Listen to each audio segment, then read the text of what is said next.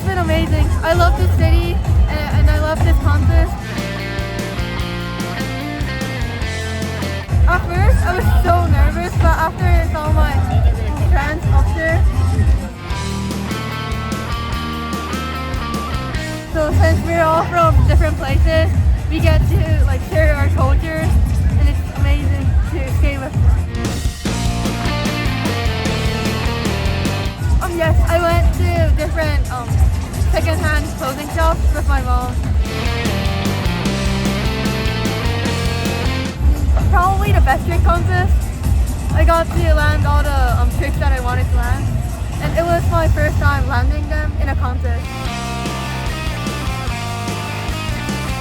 So far I'm working on putting my barrel flip indie to samba flip in my run.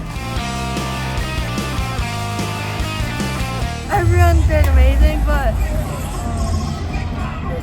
Bryce and Steve Cavallo's double really